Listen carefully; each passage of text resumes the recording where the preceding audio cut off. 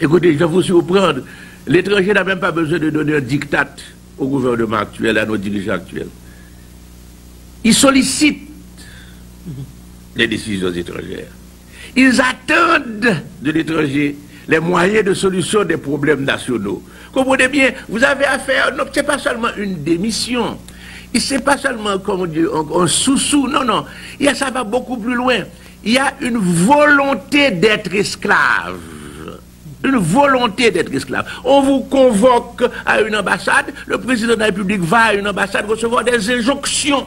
On vous convoque à l'étranger, le président de la République va à l'étranger pour entendre les récriminations et les remontrances d'un ministre de la Justice étranger. Comprenez-le bien, vous arrivez à un degré. Ce n'est pas la dépendance qui explique ça. Beaucoup de pays sont dépendants, mais on ne les voit pas faire cela. Il faut aller au-delà. C'est l'atavisme de l'esclavage colonial qu'on retrouve dans le comportement de certains Haïtiens qui considèrent que tout ce qui est bon dans le pays vient du blanc, tout dépend du blanc, tout doit provenir du blanc, c'est le blanc qui a raison, même que le blanc, de bonne intention, parce que moi je ne suis pas de ceux qui accusent en disant qu'ils sont ici méchants pour nous tuer, pour nous exterminer, je ne le pense pas.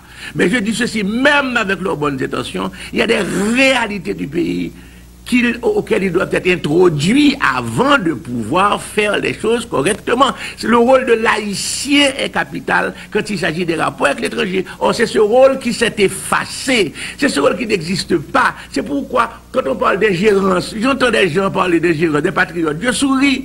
Quand il n'y a même pas ingérence, les gens sont, c'est choual papa, non jardin papa.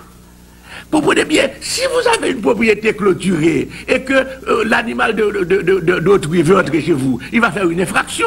Mais si on n'a pas de communauté clôturée, s'il n'y a rien, l'animal tout naturellement entre en pâturage sur le terrain vide qu'il constate. C'est ce que nous avons aujourd'hui. Nous avons une absence de sens collectif, une absence de sens de l'intérêt national. Donc ne venons pas nous plaindre après des étrangères. Mettez de l'ordre d'abord chez vous, faites votre clôture, mettez vos principes, affirmez votre droit de propriété, même si ce droit de propriété doit être asservi à des conditions. Mais professeur Maniga, maintenant, en 1999, est-ce que quand même le professeur Maniga, ou du moins d'autres dirigeants politiques, en mesure pour traiter d'égal à égal avec l'étranger? Mais écoutez, c'est un leurre de vouloir traiter d'égal à égal avec l'étranger. Nous sommes un petit pays. Il y a des grandes puissances qui ont tous les moyens. Parlons en termes réalistes. Le principe juridique de l'égalité des États, qui est le principe fondamental du droit international public, ce principe ne va pas à l'encontre d'une réalité concrète dans laquelle se fait la politique, à savoir l'inégalité de puissance. Nous sommes un petit pays, mais c'est parce que nous sommes un petit pays, un junior partner, comme j'aime dire à la manière américaine, que nous devons être absents, démissionnaires en ce qui concerne l'intérêt national haïtien.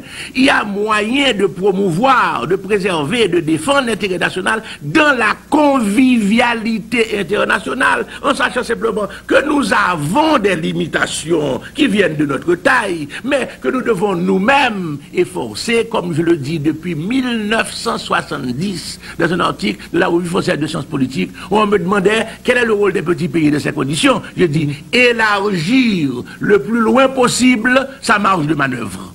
Soyons réalistes, nous n'avons pas une liberté de manœuvre, c'est pas vrai. Mais nous pouvons essayer d'élargir le plus possible notre champ de manœuvre jusqu'aux limites du possible. Parce qu'au-delà, nous entrons dans quelque chose qui est contraire à l'intérêt national. Quand on vous frappera, on vous sanctionnera, on vous isolera, on vous donnera un embargo qui tue vos structures de production, etc., etc.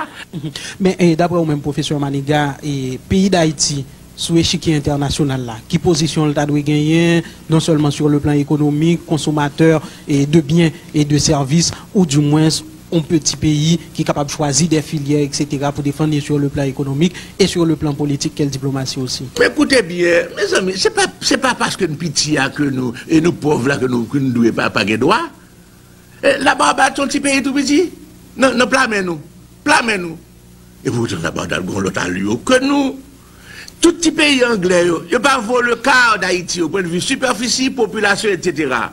Mais écoutez, son l'autre tenue, son l'autre dignité, son l'autre sens de l'intérêt public et de l'intérêt national. Comprenez bien, nous prenons prétexte que nous petits, pour qui des gens fait ça avec nous. Mais c'est pas possible. Mais non, bah, elle n'a pas posé en ces termes du tout, du tout.